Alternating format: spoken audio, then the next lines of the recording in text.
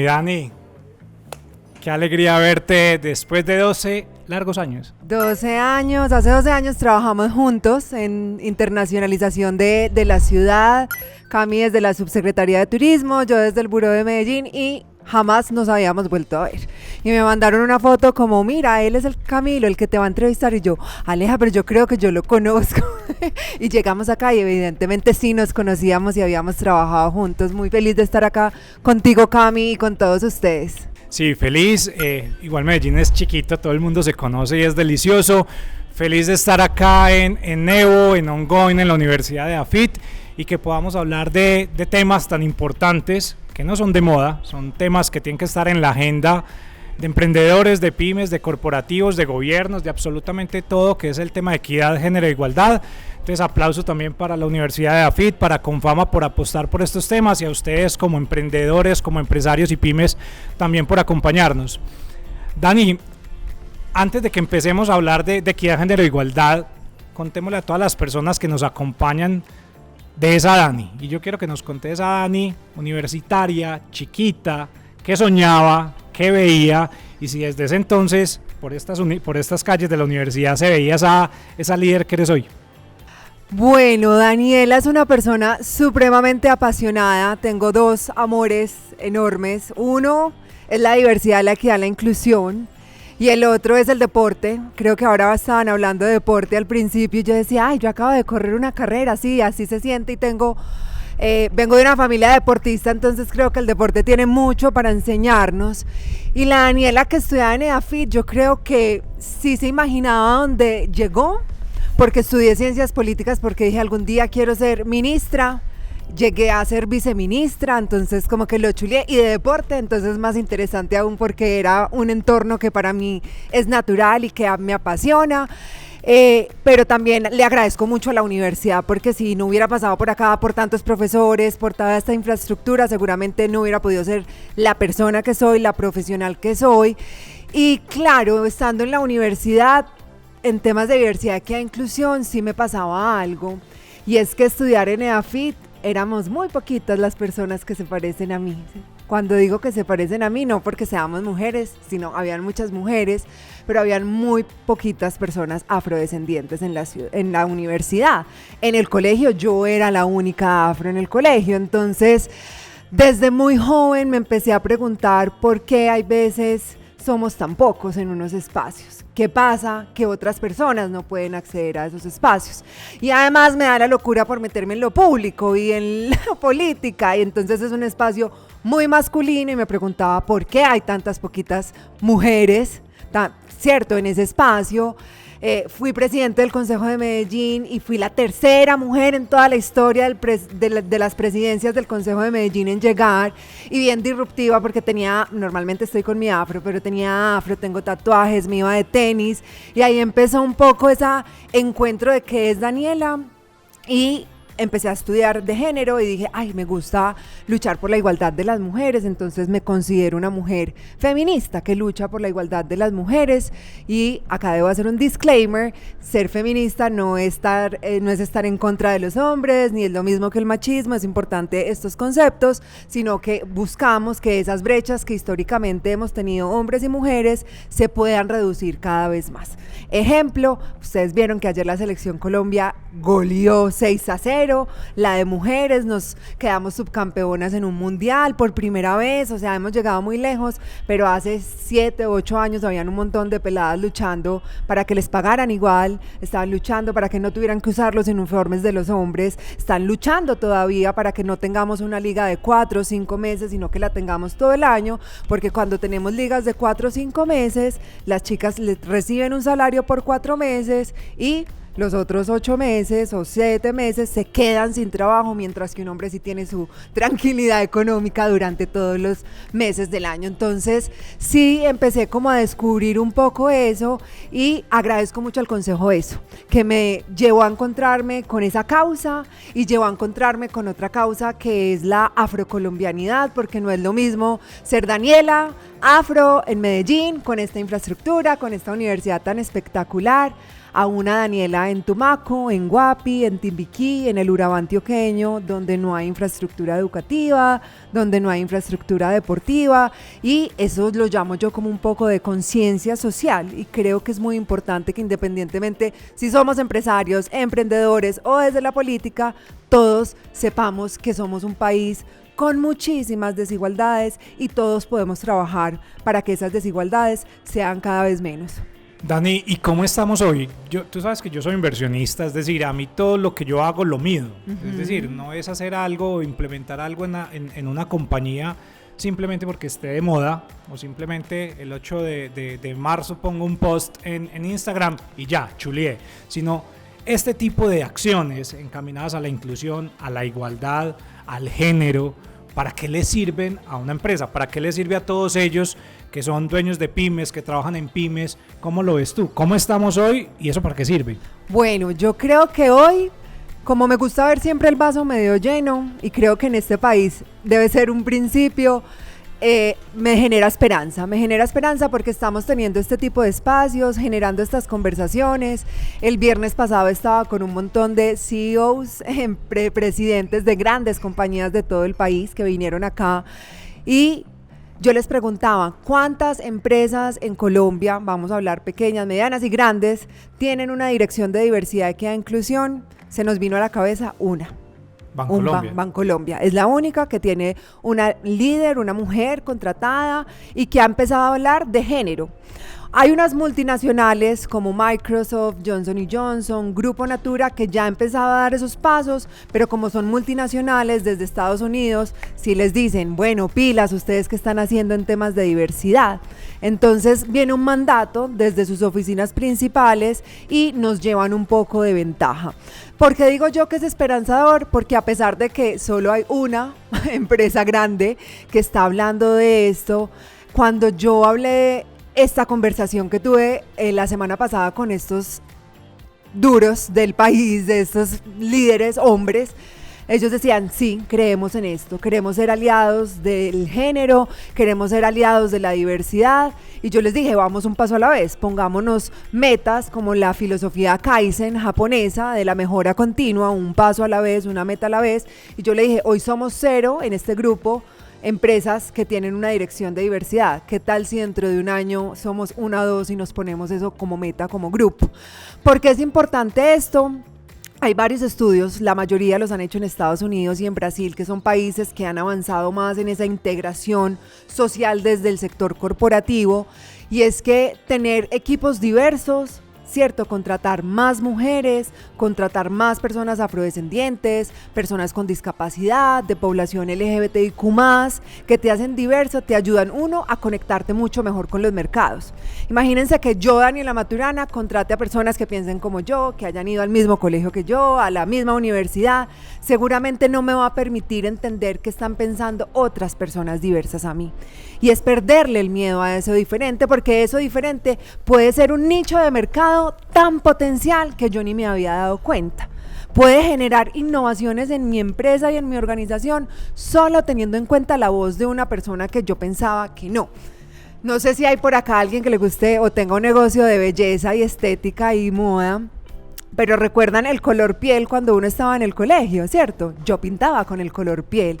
Después, mucho tiempo, después sacaron los colores piel, con una gama de colores, y yo decía, eso es tan sutil, esto del color piel, y tan poderoso, que seguramente si yo hubiera tenido esa caja de colores con tantos colores diversos, de tipos de colores piel, que acá todos somos un tono de piel diferente, yo de pronto me hubiera autorreconocido y sentido mucho más orgullosa de mis raíces a muy temprana edad. ¿Y cómo lo veo yo, por ejemplo, en el mercado? Y es que cuando yo voy a comprar una base para maquillarme, es súper difícil encontrar un tono de mi piel. Entonces las marcas de Estados Unidos no traen a Colombia tonos de piel como el mío o mucho más oscuros porque creen que en Colombia no somos tan diversos, ¿cierto? O creen que en Colombia no hay tonos de piel más oscuros. Seguramente esas marcas o nosotros mismos, si decidimos crear una marca de maquillaje, tendríamos más o menos el 10% de la población es afrodescendiente y de ese 10% más o menos el 52% son mujeres. Entonces un mercado súper amplio para comprar nuestros productos. Lo mismo pasa con otro tipo de diversidades. La discapacidad, la población migrante venezolana. En Medellín hay cerca de 240.000 personas venezolanas, la mayoría de ellos en edad de trabajar. Entonces, estudios de McKinsey, de Boston Consulting Group dicen 3 de cada 4 empleados prefieren organizaciones donde haya más integración, más diversidad, más inclusión. Hay un 19% más de innovación, hay un 19% más de ventas, hay un 2.5 veces más de flujo de caja por empleado, y se ha comprobado que juntas directivas donde hay más mujeres y más diversidad étnica tienen 0.8% de crecimiento del EBITDA. Es decir, las cifras económicas de mercado en temas de rentabilidad, de innovación, de ingresos, comprueban que ser diversos es rentable, y ser diversos es rentable, y no solo verlo como un negocio, sino que es hacer el bien haciéndolo bien. Cambio otra cifra que a mí me pareció muy chévere en un momento que empecé a entender de las empresas B. Seguramente muchos las conocen, esas empresas que tienen triple impacto: impacto económico, impacto social e impacto ambiental. Y ellos decían en su momento, cuando estaban arrancando todo este trabajo acá en Medellín, que más o menos se estima que más o menos 2/3 del PIB del mundo están en manos de las empresas. Solo 1/3 del PIB está en manos de los estados, de las iglesias y de las ONGs. Si ese 2/3 del PIB del mundo no piensa qué podemos hacer por la sociedad, estas brechas jamás las vamos a cerrar. 35% crecería el Producto Interno Bruto de América Latina si tuviéramos más mujeres en juntas directivas y liderando equipos, en posiciones de liderazgo y de poder. Eso no lo dice Cami, eso no lo dice Daniela, son cifras y son datos que han hecho consultoras importantes. Te quiero llevar a un punto importante que yo siempre lo debato con mis socias mayores. Por acá anda uno de mis socios, pero somos casi todas son mujeres en LATEM. El tema de cuotas, porque tú decías ahorita, las empresas deberían contratar más mujeres, o contratar más personas afro, o contratar más homosexuales, o ya hay no fluidos, en fin, un montón de cosas. Debemos, como empresarios y como ejecutivos, pensar en contratar por una característica específica o por un rol. Porque yo, por ejemplo, en LATEM, yo no digo voy a contratar hombres o mujeres. Si yo voy a contratar un financiero, busco un financiero con unos skills particulares y recibo currículums de todo, de hombres, mujeres, Medellín, Bogotá, Argentina, de todo lugar, y al final del día selecciono el mejor talento para mi compañía, independiente si es uno u otro. Hoy particularmente son más mujeres en mi equipo, no es porque yo diga quiero que sea una mujer, sino hay más mujeres en el equipo de LATEM hoy institucionalmente. ¿Cómo ves tú eso? ¿Cómo lo ves y hacia dónde va eso? Porque a mí no me gustan las cuotas. O sea, yo decir, porque sí, porque hay que involucrarlo, me parece que ahí no estamos siendo como coherentes. Cami, yo creo que el análisis de las cuotas va mucho más allá. Yo sí creo en las acciones afirmativas, porque es muy difícil llegar y todos tenemos que entender que no tenemos el mismo punto de partida.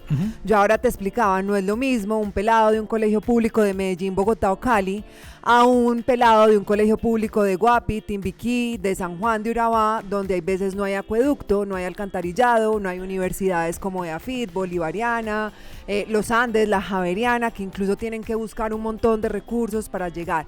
Sí creo que hay un perfil y tú tienes que buscar el perfil, pero sí hay que hacer unas acciones afirmativas para poder generar esa inclusión. Una cosa es diversidad, acá somos diversos, ¿cierto? Y esa es estamos todos acá. La inclusión es la palanca, es invitar a la convocatoria, la apertura, invitar a la fiesta, y la equidad es que a todos nos repartan un poquito de la torta y que nadie se quede por fuera. Entonces yo sí creo en las acciones afirmativas, porque tenemos que partir del hecho que no todos salimos desde el mismo punto de partida. Hay temas y realidades históricas y estructurales que hacen que hayan personas con mejor y más conocimiento. Entonces, ¿qué han hecho otras organizaciones cuando hacen acciones afirmativas para población indígena o afro? Además de convocarlos y hacer un proceso de reclutamiento, hacen un proceso de retención del talento y de acompañamiento con mentorías. Si yo definitivamente creo que me gustaría que en mi equipo hayan personas del Pacífico colombiano, pero sé que allá no hay instituciones educativas, pues más allá de la Universidad del Valle o la Universidad Tecnológica del Chocó, yo puedo acompañar a esa persona, buscar oportunidades, darle una mentoría para que crezca. Esa conciencia sí se debe tener para poder generar esas aperturas, Cami. Para ponerles un caso, yo hago parte de una comunidad espectacular que se llama la Comunidad de Mujeres en Juntas Directivas del CESA, es una universidad de administración en Bogotá, y ellos desde hace 5 años empezaron a preguntar porque si las mujeres son el 50% de la población, casi el 60% de las dueñas de las MIPYMES en el país, ¿por qué no llegamos ni al 30% de participación de mujeres en juntas directivas?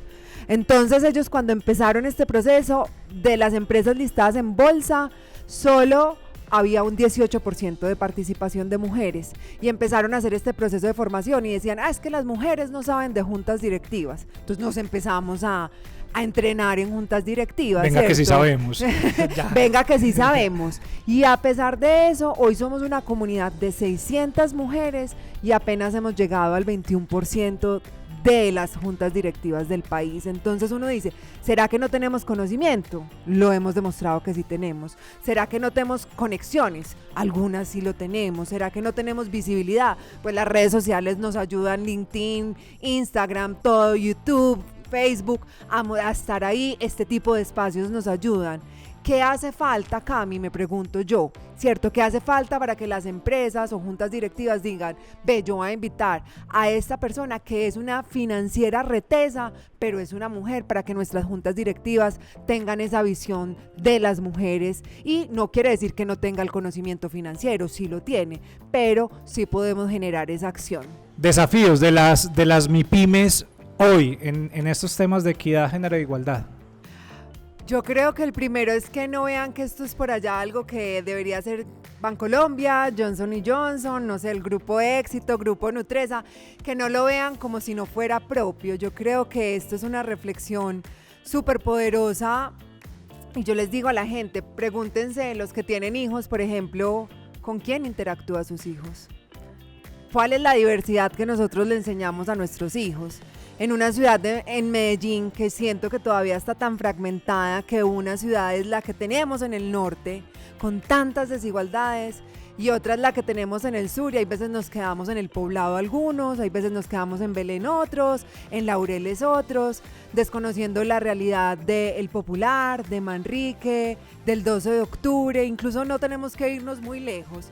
Y mi pregunta es, ¿qué estamos haciendo nosotros como empresarios para cambiar la realidad de nuestro país? Y creo que los empresarios hacen algo súper poderoso, porque creo enormemente en el poder de la empresa, y es generar empleo y oportunidades.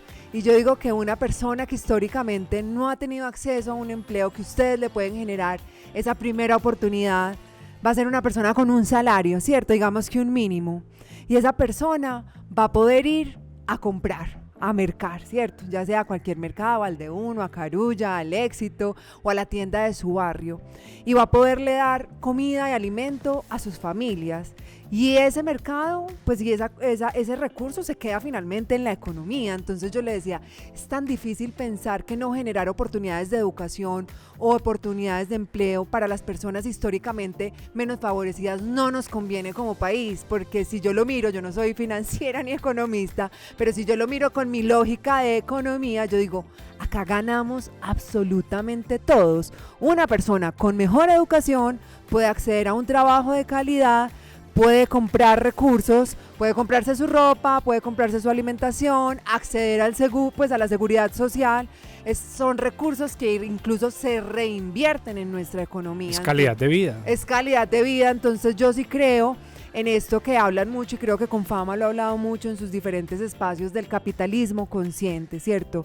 Generemos riqueza, pero generemos una riqueza que no vaya en detrimento del medio ambiente, que no vaya en detrimento de las personas, sino que por el contrario, yo me pregunte a qué proveedores le compro. El viernes me preguntaban, bueno, Dani, ¿cuáles son los KPIs, los indicadores? Y yo, atracción del talento, retención del talento, proveedurías diversas, cuáles son el tipo de proveedores y cuáles son las prácticas de mis proveedores. Yo puedo elegir comprar, no sé, un proveedor de China, o puedo elegir comprarle el cacao a alguien del Urabá antioqueño que me lo trae. Y estamos generando ahí una cadena de valor. Y lo estamos viendo desde lo que dice Michael Porter, de valor compartido, de cómo hago yo para que lo que haga como empresa le genere un valor a la sociedad, pero también me genere un valor a mí como empresario. Y creo que eso es un concepto súper poderoso. Yo estoy terminando mi maestría en gerencia de empresas sociales y me encanta ese título. Después ese apellido de empresa social, porque sí creo que uno puede hacer ese triple impacto de generar ventas. Incluso estoy emprendiendo, te había dicho que no, pero estoy emprendiendo también generar ventas, generarle un impacto al medio ambiente, o tratar de disminuir el impacto en el medio ambiente, y generar oportunidades para las personas, desde mis proveedores hasta mis empleados, y conectándome con mis grupos de interés, con mi público. Dani, y de nuevo y de vuelta, nuestro público son empresarios, son pymes. Entonces, obviamente, todos los que dirigimos compañías, ¿qué tenemos que mirar? Que la empresa funcione, o sea, que estén los números en verde, que los balances cuadren cada mes.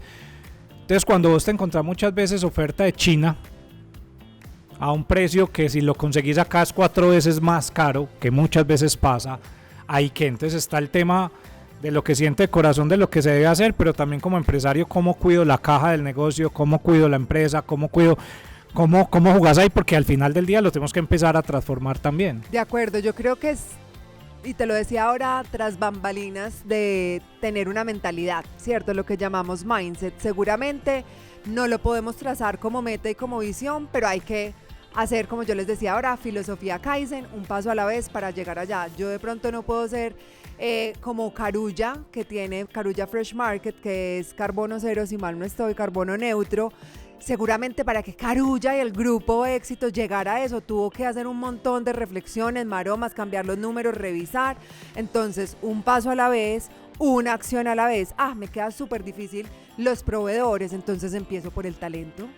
Pero hacerlo una intención y unirse a la causa, que básicamente esa es mi invitación siempre. Yo siempre hablo en términos de fútbol, y yo quiero que la hinchada por la igualdad sea la hinchada más grande del país, y la hinchada por la igualdad se vive a cada momento en nuestra sociedad, y creo que todos podemos ser parte de esta titular. Yo estuve en Bogotá la semana pasada y hablé con 2 amigas. Vamos a ver si estas 2 amigas también hacen parte de esa hinchada y hacen parte de esas que vienen jalonando estos temas. Vamos y vemos este video. El liderazgo femenino es fundamental en el desarrollo y la estrategia de todas las organizaciones del siglo XXI. La diversidad, la equidad, la inclusión harán la diferencia entre aquellas organizaciones que serán capaces de entender a su consumidor y aquellas que no. Las mujeres somos el 52% de la población del mundo. Me gusta llamarnos la inmensa minoría. Se estima que cerca del 80% de las decisiones del consumo del mundo pasan por las manos de una mujer. Así que incluir mujeres en la toma de decisiones, en el diseño de los productos, en el diseño de los puntos de vista de una organización, es la manera de garantizar que entendamos el pensamiento de la mente femenina, de la consumidora femenina, y de esa manera lleguemos con decisiones más acertadas de negocios. La diversidad fomenta la innovación, la diversidad crece el negocio, la diversidad permite leer el mundo de una manera diferente, tomar decisiones de una manera diferente. Así que la inclusión femenina, la diversidad y la equidad no son un discurso, son una fuente de competencia y de estrategia competitiva en el futuro de las organizaciones. Para la TAN es muy importante su política de inclusión y diversidad, ya que es una forma de retribuirle a la sociedad y de agradecer de cierta forma el que utilicen y prefieran siempre volar con nosotros. Hacia el 2030 ya tenemos unas metas trazadas para que personas de diferentes géneros entren a trabajar con nosotros. Ejemplo, en el área de mecánicos no es tan usual que las mujeres trabajen allí, es un trabajo muy masculino, por lo tanto vamos a incorporar cada vez más mujeres a este rol. En el tema de personas en situación de discapacidad, igual estamos promoviendo que vengan a trabajar con nosotros en distintos roles. Por eso hemos acondicionado nuestras instalaciones en el hangar, las instalaciones en las oficinas, para que esas personas se sientan parte y tengan un espacio inclusivo donde laborar. María es la vicepresidenta de sostenibilidad de Microsoft, compañía gigante, global, y Diana, la vicepresidenta de People de LATAM Airlines. A mí me encanta lo de LATAM, es porque pues yo creí que ya no existían megas, o sea, que esas megas a 10 años, yo en 10 años, y mira el plan de al 2030 tenemos que tener esto y esto y esto, y eso me parece encantador. Yo creo que ahí ellas ratificaron que hacen parte de esta hinchada por la igualdad. Y para esto, Cami, tú me preguntabas, además de lo que ellas dijeron, ¿qué más se puede hacer? Yo creo que 1, detonar la conversación. 2, ponerse metas que sean realistas, que vayan de acuerdo al core de su negocio, ¿cierto? Que uno no se desdibuje de la estrategia, porque finalmente pues uno tiene su core de negocio y una estrategia y quiere llegar a posicionarse en el mercado, y es un mercado supremamente competitivo. Pero creo que uno puede hacerlo eso de manera consciente y hacer el bien haciéndolo bien. Además de ponerse metas, yo siempre digo que hay que tener unas estrategias de accountability, ¿cierto? De rendición de cuentas, de comunicar constantemente si se van a comprometer a hacerlo. Finalmente yo creo que todo este tema de sostenibilidad, diversidad e inclusión, lo vemos como los reportes de sostenibilidad de Ecopetrol, los reportes de sostenibilidad del Grupo Nutresa, y lo vemos por allá, pero qué rico que nosotros desde pequeñas y medianas empresas nos estuviéramos preguntando. Y les voy a contar acá una anécdota, porque yo le dije a Camilo, ay no, yo no soy emprendedora, pero sí soy emprendedora porque decidí invertir en un negocio con una familia, pues con mi familia y con unos amigos, y estábamos pensando en la estrategia de mercadeo. Yo les dije, vengan, ¿y por qué para dar a conocer el producto no hacemos algo con estudiantes universitarios? Que los pelados necesitan recursos pues para pagar sus pasajes, para las fotocopias, y pues en las universidades se usa mucho el que vende el manguito, el que vende el brownie y demás. ¿Por qué no usamos ese producto que nosotros estamos lanzando para que los emprendedores puedan tener un ingreso, los estudiantes puedan tener un ingreso extra, y nosotros los acompañamos en ese proceso de mantenimiento en su periodo de educación superior? Entonces como que finalmente uno diría, es que uno en el mercadeo debe estar pensando, voy a pautar en Instagram y le voy a meter 500,000 y BTL y POP, y yo dije, venga, ¿por qué no nos vamos por un lado más social, de dar a conocer nuestro producto en un nicho de mercado que son los universitarios, generándole recursos a los mismos pelados? Entonces finalmente creo que se puede hacer sin tener tantos recursos, porque no tenemos muchos recursos. Ustedes saben que para emprender uno es como con las uñas y gastándose cada pesito, y yo les decía, finalmente eso no nos cuesta mucho, es hacer una muy buena convocatoria, invitar a los pelados, hacerle una capacitación sobre nuestros productos, dárselos en consignación. Ahí hay un trabajo muy social que es la confianza, la construcción de confianza y redes de colaboración. Y quería ponerles este ejemplo, no lo hemos lanzado porque esto lo pensamos hace poquito, pero fue una forma nosotros como pequeños empresarios de empezarnos a pensar cómo podemos hacer estrategias de mercadeo teniendo este enfoque social. Bueno, nos contás cómo te va con eso, porque al final del día eso es lo que hay que medir, o sea, mirar esos KPIs y estrategias que funcionen. Dani, al frente muchas MIPYMES, ¿qué les dices? ¿Qué consejo, qué recomendación, qué regañito les dices a ellos de cara a seguir fortaleciendo este tema de equidad e inclusión? Antes que regaño y consejo, yo quiero agradecerles. Ustedes saben que el 99% de las empresas de nuestro país son pequeñas y medianas empresas, generan el 35% del PIB del país, si mal no estoy. Entonces, sin ustedes, mucho de lo que nosotros somos como país, como ciudad, no seríamos, ¿cierto? Y creo que ahí es ese primer agradecimiento. Y además, como les decíamos al principio, cerca del 60% de los dueños y líderes de esas pequeñas y medianas empresas son mujeres. Entonces, gracias a las mujeres, además, porque las mujeres tenemos que luchar con un montón de roles, cuidar a los niños, criarlos, a las personas con discapacidad, al adulto mayor, tener esos temas de la economía del cuidado y emprender al mismo tiempo, son unas duras. son unas duras las que pueden hacer eso al mismo tiempo y las felicito. Ahí, por ejemplo, habría una estrategia en temas de sistema del cuidado, de cómo uno garantiza los sistemas de cuidado para que las mujeres puedan emprender más y dirigir más compañías. Eso es un tema también importante. Y un consejo es: empiecen a estudiar de este tema, a escuchar este tipo de conversaciones. Como les decía yo, hay un montón de estudios de McKinsey, que creo que es una de las firmas que más ha estudiado el tema, Boston Consulting Group también. El informe de sostenibilidad de Ecopetrol está bien interesante, yo me lo leí hace poco, entonces ahí creo que hay un norte. El caso de Bancolombia Cami, creo que hay que empezarlo a hablar con la directora, que se llama María, a ver qué están haciendo, cómo lo están haciendo, y cómo cualquier emprendedor, uno hace ensayo y error, ¿cierto? Y no perderle el miedo al fracaso. Ustedes seguramente escucharon esta frase, la repito porque creo que la puedo decir, pero hay veces perder es ganar un poco. Entonces de cada de cada derrota, cada fracaso hay un aprendizaje total. Ustedes saben que en Silicon Valley se hacen las fuck up nights, ¿cierto? Las noches del fracaso, y se reúnen así, pero hablar de en qué la super embarré, iba a decir otra palabra, pero dónde metí la pata. Se puede decir. ¿Dónde la cagué, cierto? Sí. Entonces, ¿dónde la cagamos para decir, pucha, por ahí no me vuelvo a meter?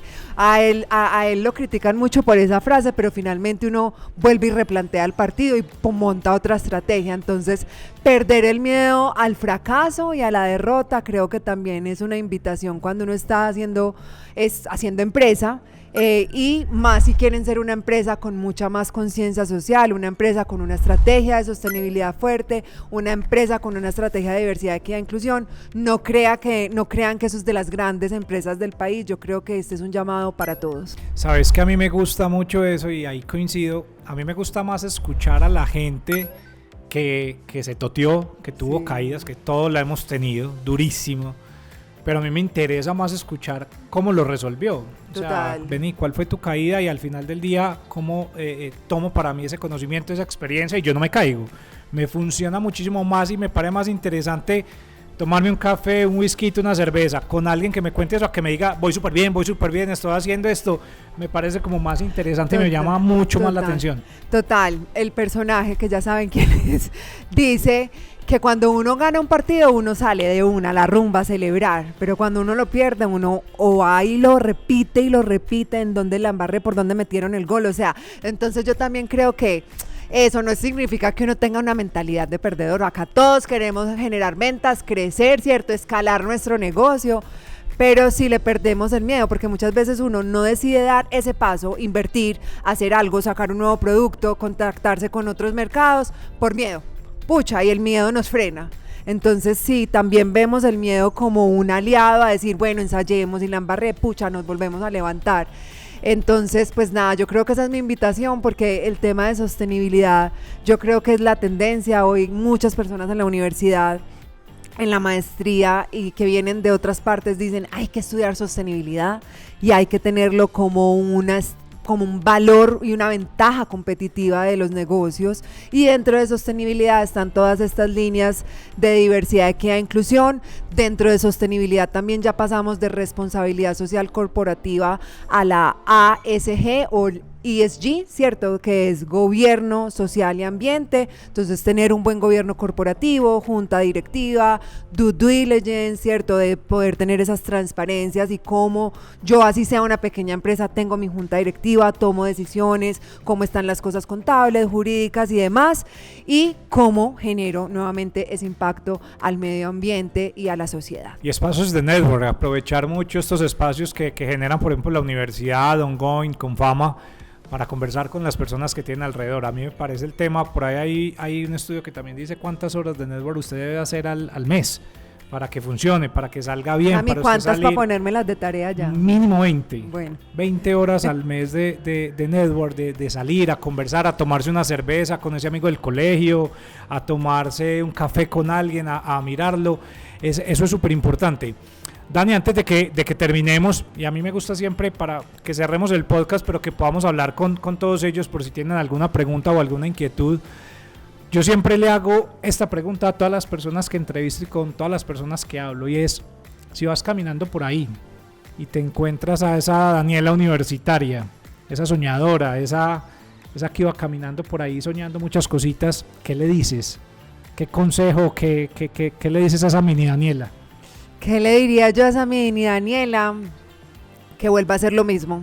Yo también me caí, algunos sabrán, yo me lancé la segunda vez al consejo y me pegué una quemada, pero si no me hubiera quemado no hubiera sido subdirectora del ICBF y no hubiera llegado a cumplir mi sueño más grande, porque cuando yo tenía 4 años yo decía, yo quiero ser presidente de Atlético Nacional, pero lo veía por allá súper lejos, porque una mujer presidente de un club de fútbol, ¿dónde? Y en este momento se necesita.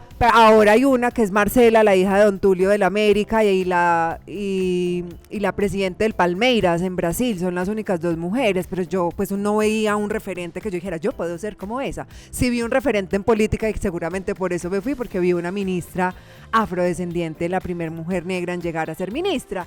Entonces le diría que siguiera con lo mismo, porque he aprendido muchísimo de lo bueno, de lo malo, de los golpes, de las derrotas, de la muerte de mi mamá también aprendí muchísimo. Entonces eso me hace lo que hoy soy, y también creo que una cosa, celebrar más con la familia y con los amigos. Yo creo que cuando uno es pequeño empresario o está emprendiendo en estas cosas, tener a la familia cerquita es tan importante. Entonces no olvidar ese círculo, ese primer networking que uno debe hacer. Total. Mi Dani, muchísimas gracias, a seguirla rompiendo. Una gran mujer, una mujer poderosa, como yo llamo, y poderosa no significa desde el cargo, sino desde el impacto que se genera. Entonces, magnífico, qué rico tenerte acá. Cerramos este podcast en este momento y abrimos un espacio para atender 3 o 4 preguntas de ustedes y que podamos también interactuar antes de pasar al otro espacio.